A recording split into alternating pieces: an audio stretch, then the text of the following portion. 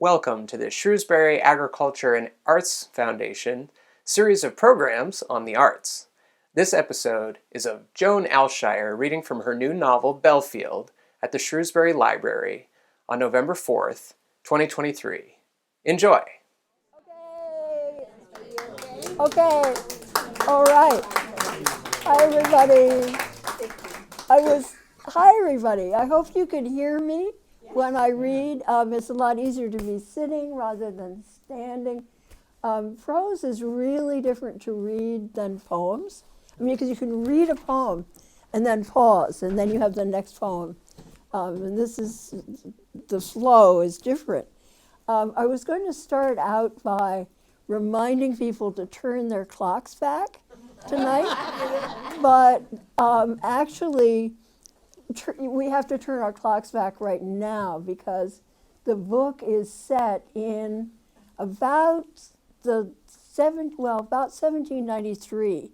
Apparently my house was built then, and the action in this book, which is about my great-great-great-grandfather and his family, all takes place at that time. I just did. So, Just did. okay, thank you. Thank you. And Stephen Avatel is filming this for Sage, and it will be on the Sage website, and then probably be available as a USB. Yeah, if anybody wants to borrow it. I wish you all had, oh, there's Grace, yay. I'll point out, first of all, that the cover is due to Grace.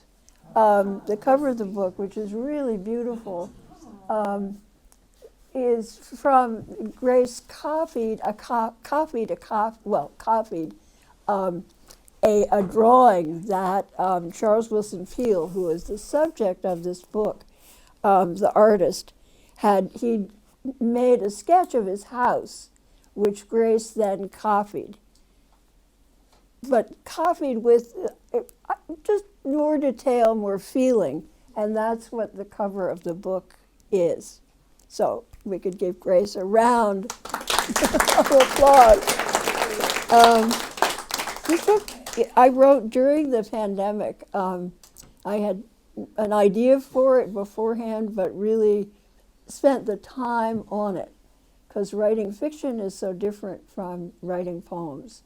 Writing poems you can write in a burst of time and go back to, whereas if you're writing fiction, you've got to stay on it really all the time. And I find that hard to do with a lot of other things going on, and being at the library or traveling or whatever I was doing. But I found that the story that I was building had a lot to do with what I was missing. So there are a lot of family celebrations, which I wasn't having. A lot of things about the food that people were eating. A lot of things about farming and life around the end of the 18th century, beginning of the 19th, that comes really from life here. I mean, there are many things that people do that are not really all that different. But what interested me most of all was the contradiction between idealism and practicality that you see in, say, Thomas Jefferson in an extreme, but you also see in this ancestor of mine who always was presented to us as a hero. He was a Revolutionary War veteran, and yet he became a pacifist. That the Revolutionary War is not the glorious adventure that it can seem to be, but was really horrific. And there's a story told about Charles Wilson Field being after a battle and seeing his brother, James, and not recognizing him. I mean, they were just so traumatized. And he never had a gun after that. The only gun in the house was for woodchucks, and it was kind of in a closet. So anyway, the story begins with him. He was a painter and had a pretty good business, and he painted a portrait of a planter who couldn't pay for the painting and said, "I will give you this fine family," who were enslaved people. And he accepted them. And that absolutely fascinated me, was what happened, how did they live with him, what did he do? He finally did free them, but not right away. And he worked with their son, who was not freed until he was 25, 26. And the background of the Revolutionary War that we need to remember too is that some states outlawed slavery or made manumission, which was freeing, much more available. In Pennsylvania, there was a huge fight in the legislature over this, that some people, and Charles Wilson Field was one of them, wanted to abolish slavery in Pennsylvania. But that did not happen. There was tremendous fighting. There were fist fights. So this is the background of the story. And I'll read the first chapter. Dust of early spring in the road and the creak of a wagon rounding the turn. They are here. The dogs rush out, raising their usual alarm, and stop short at Charles Wilson's command for quiet as he comes to greet these arrivals. He said their payment for a portrait, that he'll accept anything, although Eliza argues it should be cash only. This time, his neighbor's crops failed just after his sitting was finished. The paint barely dry. I'm forced to sell some land and other properties. Maybe you'll take this fine family, a man and his wife and their 10-year-old son, helpful around the house and yard. Charles Wilson had hesitated. He doesn't like to order anyone around except his children and all the strays attached to his household, and has publicly opposed owning other human beings. As a boy bound to a saddle maker, he chafed against his term of service, saw the slave markets on the docks in Baltimore's harbor, and hurried past. He knows the cruelties inflicted on the powerless. This man, woman, and child have even less purchase on life than he did as a criminal son trying to make his way in the new world. He thinks, surely I can give them a better home. One thing I also will pitch in and say that comes up later is that his father was English and was convicted of forgery in England, which was a huge crime, the theft of identity. And he was given a choice of emigrating to the New World or being executed, basically. So he came to this country, had no money, was a teacher, had many children, and died quite young. And Charles Wilson Field then was apprenticed to a saddle maker. He thinks, surely I can give them a better home.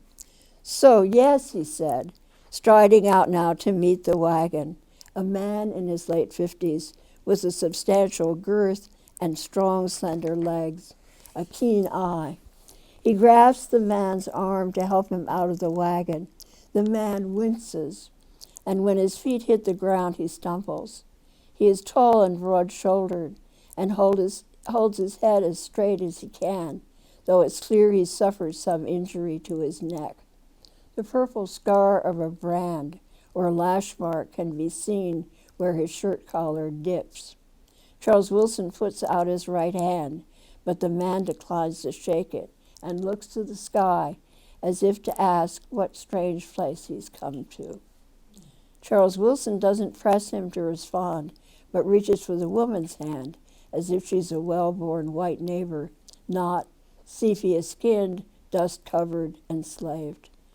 She rises and steps from the wagon seat unaided, her shoulders hunched forward as if to hide her belly and breasts. Like Lydia, Charles Wilson is lost a moment remembering that other woman once in his household. The neighbor, still holding the horse's reins, he doesn't intend to linger, looks at Charles Wilson with a sting of condescension the well-born seem born with. They're here to work, not be your guests. It never pays to be too kind. But Charles Wilson turns away with a flap of his hand as the boy in the back of the wagon jumps up with the 3 small bundles of his family's belongings and slides to the ground. For a moment, before Charles Wilson cups his shoulder, "Welcome, boy," and leads him inside, the boy catches the eye of a girl in the window sewing a button on a large white shirt. She sees a boy about her own age, the color of the sunlit wooden windowsill, thin and with a head shaved so close the shaving must have been painful. He doesn't meet her look after this instant of forgetfulness. He looks at his bare, ashy feet, grasps the bundles tighter, and follows his parents and this new white man down the hallway to the kitchen. The girl herself hasn't been here long. Although she has white skin, she hardly belongs in this house full of children named for famous artists, learning to be artists themselves under their father's demanding eye.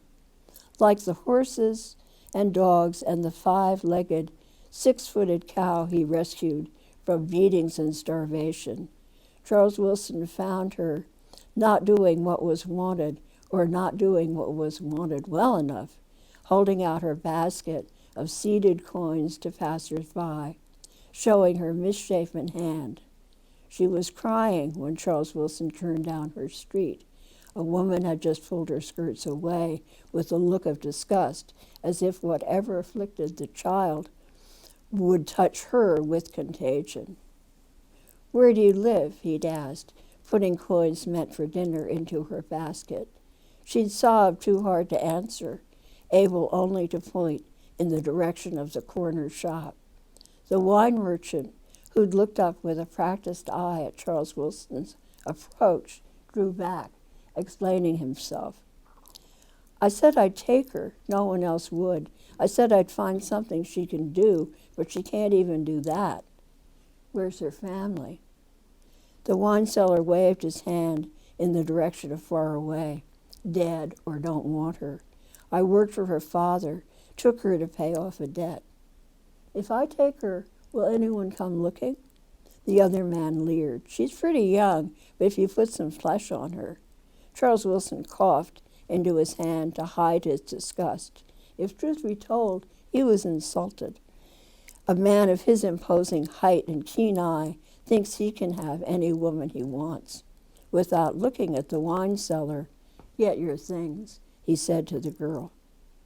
Used to following orders, she flew up the stairs without hesitation, banging the basket with its few coins, put into it her extra set of underlinens, her other dress, the curry comb she uses for her hair. Later, she'll wonder at her immediate assent that's more than mere obedience. There was a strange hope in it. Charles Wilson has that effect on almost everyone. It's how he went from being bound to a saddler to teaching himself to paint, to persuading generals and presidents he can paint them as well as West and better than Stuart. In the trap behind a single lively horse, sitting beside this man who smells of tobacco and a bit of lavender, she wonders where he'll take her, but has no fear that it will be worse than where she's been. She can't, of course, remember the darkened birthing room and the woman whose body she's come from, screaming, "Maisie, get her away from me," and brown arms carrying her, swaddling her, the cord stump still bleeding, to a wagon jolting. Not far, and murmuring voices, outstretched hands holding her tight before the warm brown arms take her again and hold her to a bared breast. The man next to her in the trap seems to have taken her in without looking at her directly. He shifts slightly so as not to crowd her partial hands hold on the basket. He drops the rein to the horse's back and jiggles them, clucking. She sees there's no whip. The horse picks her way over the slippery cobbles and moves freely as they head west on the dirt highway to greening fields edged with trees, grazing cows and horses, barns and outbuildings, houses and gardens. He says by way of introduction, "I have 2 daughters about your age. We'll find what you like to do and help you do it well." She doesn't know how to answer, but he doesn't seem to expect her to, guiding the horse down an elm-lined lane which opens onto a house that seems to float on the grass. She sees a flash of white in a dormer window, as if someone has been watching who doesn't want to be seen. Then 2 spaniels or retrievers come rushing from somewhere, barking with joy, not alarm. The man turns to her. "I haven't asked your name." Mag. She's so unused to speaking that the word comes as a whisper. Short for Margaret. Margaret. The syllables crowd together in her dry mouth. "What do you like to be called?" So surprised to be asked that she can't answer. Her silence is lost in the small crowd of boys who come out of different doors to take the horse's bridle and greet their father. 2 young girls come running too and stop at the sight of her. "Father, what did you bring?" "A friend to live with us," he answers. "Have you finished your lessons? Can you show her to one of the upstairs rooms?" Her legs are stiff. She's afraid she won't be able to stand or will drop her basket and spill her clothes in front of everyone. "Here," the smaller girl says, taking the basket. "You can come with me. Father, you've never said her name." When Mag's misshapen hand uncurls from the basket handle, the other girl pauses to notice its strangeness, but like her father, moves on briskly toward the house. "Come on." "I'm Mag," she allows to the other, who half-turns, smiles. "I'm Sofa Nizva, or Isva, if Sofa Nizva seems too long." The taller girl, feeling that her younger sister is taking over the new arrival, says, "And I'm Angelica. We don't shorten it." That's actually my mother's name, and my name, too. The boys, Rembrandt, Raphael, and Titian, stare at her with barely concealed curiosity until their father prompts, "Are you 2 statues or young gentlemen? Are you statues or young gentlemen?" At which they bow and say their unusual names. The room that will be hers until she leaves this house for her own has the deep eaves of a sharply cut dormer. Her bed with its mended quilt seems protected by its wings. She puts her belongings in the chest under the window, and the stones Maisie told her were lucky, gray with a white band, on the sill. The girls will say she has the worst room, hot in summer, dark in winter, but she feels safe there and wouldn't change if she could. "Come down to dinner." Isva is in the doorway, "but you'll need to wash up first," leading Mag to a bright room lined with shelves, a library of preserves and bottled drink, with a hand pump and metal sink by the door. Isva pulls the handle, and Mag understands she's to cuff her good hand under the shocking cold flow and clean her dusty face. Isva laughs at their success and brushes Mag's hair back from her face and smooths it. Voices come from another room, a woman's with a quarrelsome edge. But you can't have brought her here. And a man's lower answer, she's here. But what can she do? There's too much work already without having to help a cripple. She can be taught. You think even dumb animals can learn something, the woman says in exasperation, and the man doesn't answer, thinking not for the first time he didn't choose this second wife as well as he might have. Elizabeth de Peister from an old Dutch family, and too proud of it. He stands at the pantry door, pleased to see Isva wiping Mag's face. Come, girls, to dinner. Mag has never seen such a profusion of food, even in her grandmother's house when she was very young. Bowls of steaming new peas, bowls of berries, jugs of cream, platters of asparagus stacked like small logs. A white woman with hair as white as her cap carries in the roast. Ready to carve it up, Charles Wilson? A bell is struck somewhere, and the room fills. The boys she's met, Angelica, a tall blonde woman with a discontented expression, an old woman in a wheeled chair pushed by one of the boys, a man who looks like Charles Wilson, only thinner, shorter. The Field family, as he'll paint it at that moment, including one of the retrievers waiting patiently for scraps. Mag squeezes into a chair between Isva and one of her brothers, who moves his arm not to touch hers. No one speaks or moves until Charles Wilson says, "Bless this food to our use, and thus to thy service swiftly," a nod to tradition more than an invocation, before he begins to slice the roast with a flourish of his knife, giving to each the portion he thinks they need. Eliza, my dear. He hands her out her plate in a tone the endearment doesn't soften. Mother, Margaret Field is next. Her meat Mag sees he's carefully cut into small pieces, and surprised that her own plate is passed around next. Our new arrival, Mag. Charles Wilson has quietly cut her beef, too, into fine rectangles, and looks at her to see her nod in recognition, not quite gratitude. She'd learned to cut her meat quite well at her grandmother's house, fitting the pieces with her fingerless right hand, wielding the knife in her left. No one then tried to correct her or thought she couldn't cut her food for herself, certainly not her grandmother, who'd said when she was a year old, "This is the brightest child I've ever seen," slighting her own children and grandchildren. Here, if anyone might stare or even mimic or mock her way of cutting things, Charles Wilson hasn't given them a chance. And the boys are too busy to notice her, making sure they get their share as the plates get passed down the table. Raphael, Rembrandt, Rubens, Titian. The peas and potatoes come next in large bowls. Isva, who seems to grasp instantly what Mag needs and will take pride in this, holds the bowls for her as she scoops vegetables to her plate.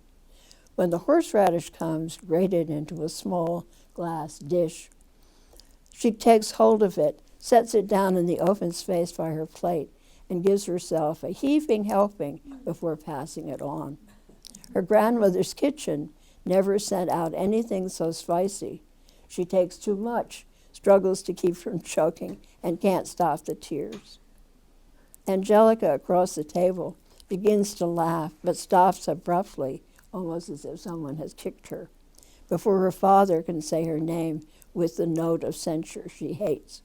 Under the table, Isva hands Mag a handkerchief from her pocket. The lavender scent makes her sneeze, as the kindness makes her cry harder. She pushes back her chair. She hasn't let herself miss her grandmother's house since the day the shutters were kept closed. Her grandmother's coffin was carried out. The household servants stood hushed, some in tears. Her grandmother had always called them servants, never slaves, and never showed how sick she was, the months she grew thinner and had to try hard to smile. She never was less than kind or showed strain, but how little she owned was clear when the tall men came in black suits, her sons and lawyers, and said the property would be sold, which meant the humans too. Mag's uncles argued over her without caring that she could hear. One agreed to take her, but was drunk when he did, and hadn't even gotten her home before he'd given her to the wine cellar to pay his debt. In this new place, on the narrow bed under the eaves, she can't imagine that anything good will come of her, for her. She hadn't closed the door behind her. Isma knocks on the frame. "Aren't you hungry?" She carries Mag's full plate. Angelica's behind her with a fork and glass. "Father wants you to come down, at least for dessert. There's berries and cake for Reuben's birthday. He's usually in the garden, but he washed up for dinner." That no one says no to Charles Wilson, Mag knows without having to be told. She smooths her mussed hair, wipes her face dry with her heel of a hand, and follows the Field sisters downstairs where Peggy is carrying the cake. "We wish you a happy birthday, a joyous and glorious birthday, dear Rubens. May you have a long, long life." Everyone but Mag sings. It's a song different from the one her grandmother's household sang to her. So much attention embarrasses Rubens. He'd rather be planting his lettuces or pulling radishes from the dirt, but he can't hide a smile of pleasure or refuse to blow the 15 candles out. "Wish, wish, what do you wish?" the girls at Titian taunt. "Won't tell," Rubens answers, cutting them smaller slices of the cake. After dinner, Angelica opens the harpsichord. Isma and Raphael will sing, but Mag is too tired to listen. She can hardly climb the narrow stairs to her bed and falls asleep in her clothes. When she wakes to a shaft of moonlight, she's glad to find a basin of water on a stand and a chamber pot under it.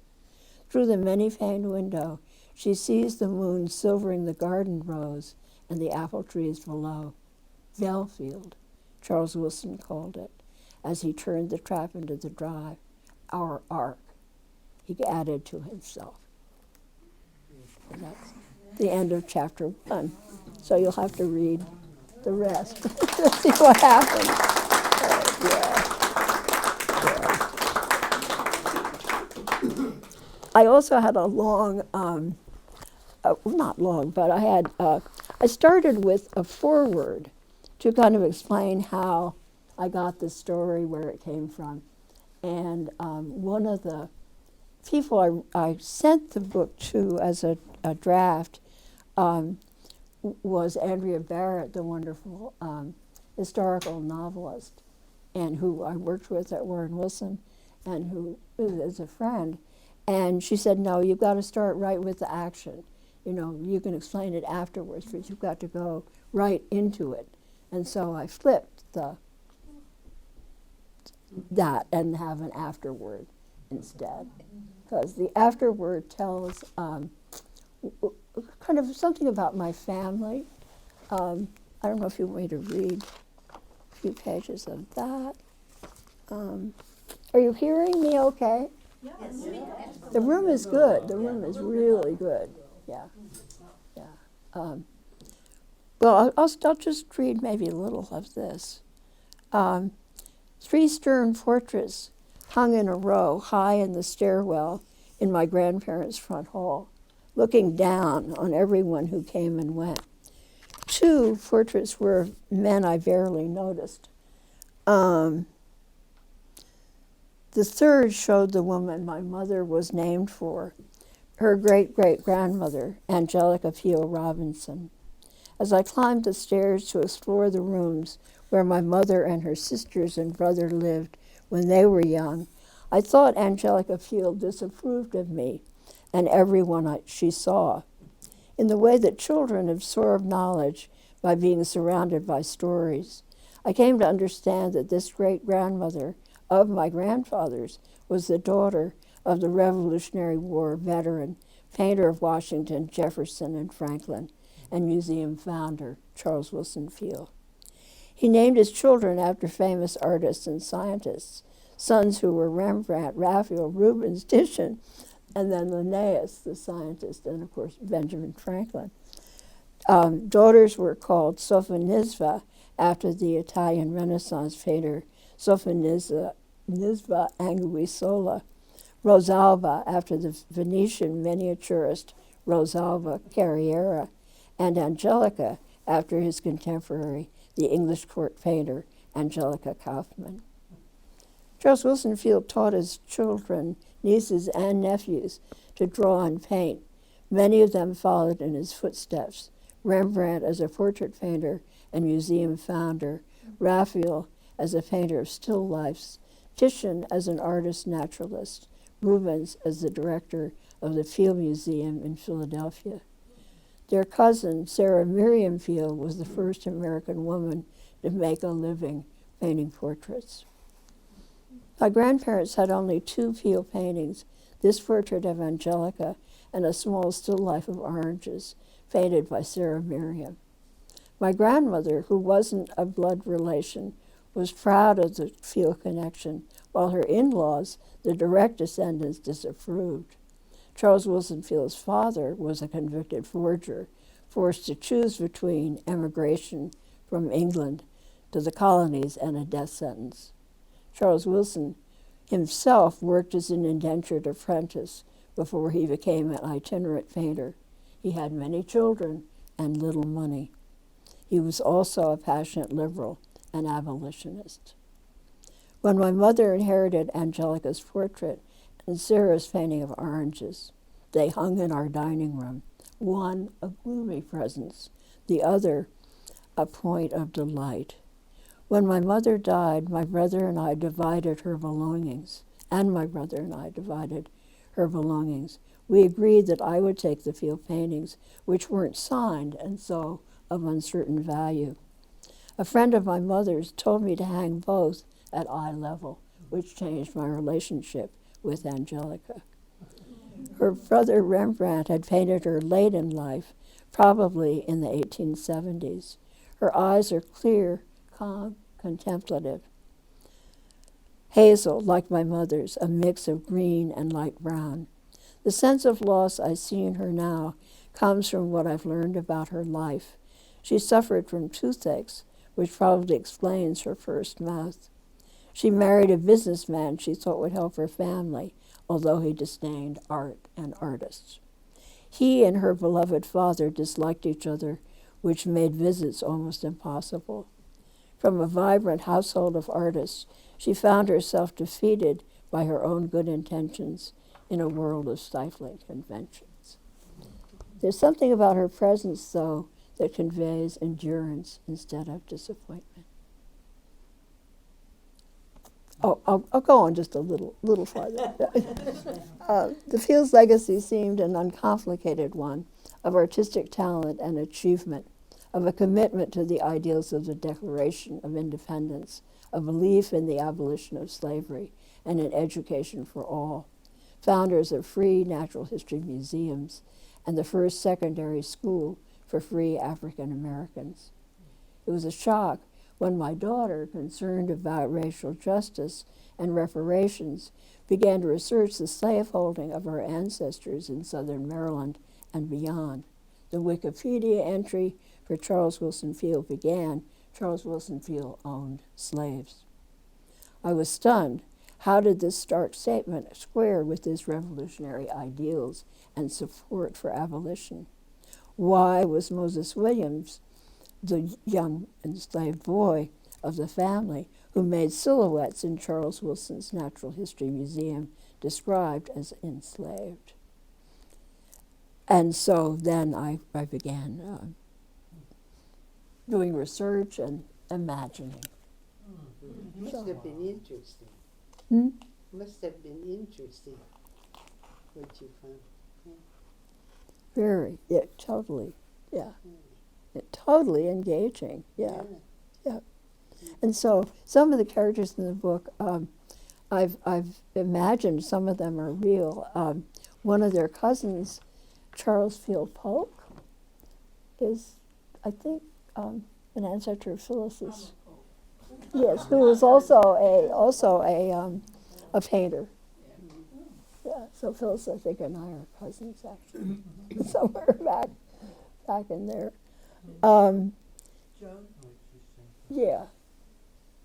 so have you discovered lots of other relatives of yours in the process of doing this, like long lost relatives? or No, anything? no, no. No, I was just focused on this family. I mean, and there's a lot written about them because Charles Wilson Field wrote tons of letters, really interesting letters to Jefferson, things where Jefferson is telling him how to build his dam and do these different projects on the farm, and Charles Wilson is writing back, well, I have to hire people to do this. Whereas Jefferson, with Monticello and huge numbers of enslaved people to build this amazing farm, of course, didn't have that issue. Was Mag's a imagination, or was she based on a real person? Oh, Mag, actually there was a real person, but it wasn't at all like Mag. Mag, there was a white cook who Moses Williams, the young boy, marries. And so anyway, Mag then becomes this totally other character, who I felt went along with the idea of the inclusive household. I mean, the way that, people showed up and needed help and were brought in this way. And part of what I'm interested in, I guess one of the very first readers of the book said I should focus on Mag. And I said, no, I've been writing poems about Mag my entire life. No, I'm interested in Charles Wilson. I'm really interested in ethics and in people who do good and also think they're good. And the whole issue of pride and lack of humility and self-reflection and that kind of thing, and that really, really intrigued me. And I began to feel very much as though I was kind of channeling Charles Wilson Field, and his energy and the way that he kind of never stopped moving. He was always into a new project. There was never kind of he had down times, and he had some really terrible losses of children, of his first wife, and of the first Titian. There were two Titians, one who died when he was about 12, which was a terrible, terrible blow, and then a new baby who was born, who, poor guy, was named after the brother who died. But he indeed became a wonderful artist who went on Captain Cook's voyages and also went with Lewis and Clark and did, there were no photographers then, and he did, photograph. Did obviously sketched these things that he saw. But what actually then hurt everybody was the development of photography. That suddenly the silhouettes that Moses Williams had made in the museum, which started out as a very inexpensive way of taking a likeness, because somebody's profile is very easy to do, is much easier to do than a full face.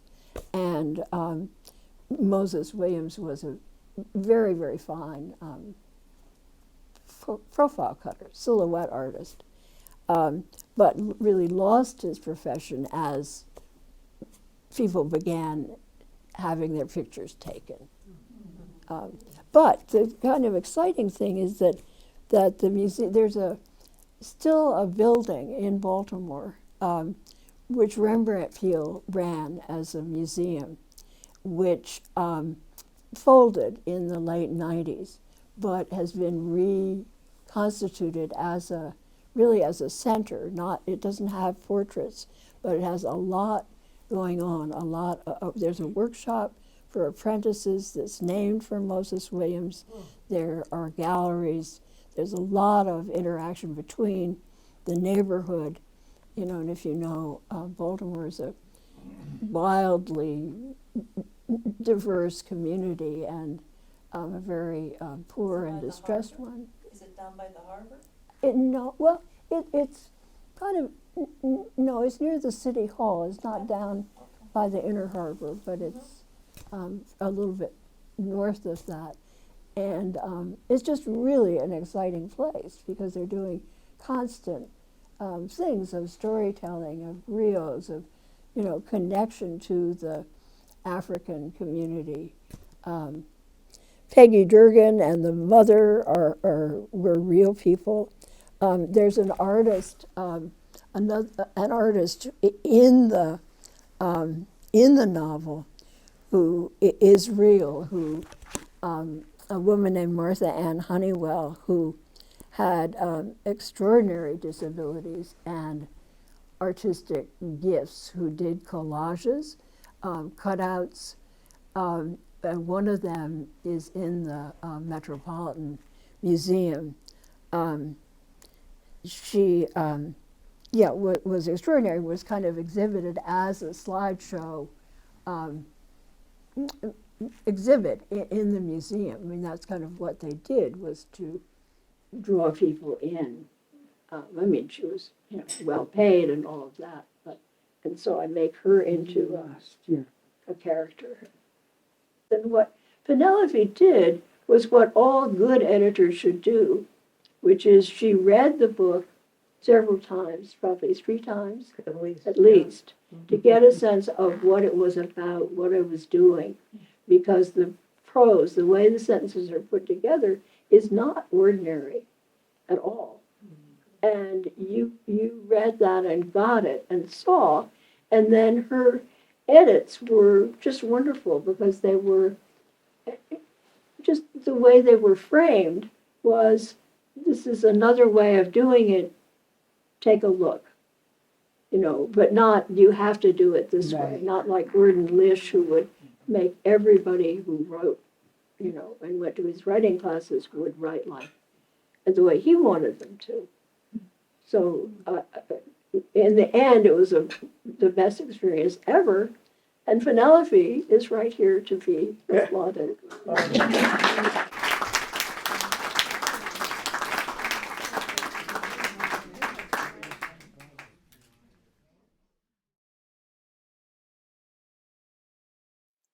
Thank you for tuning in. More programs from Sage with writers, artists, and musicians are forthcoming.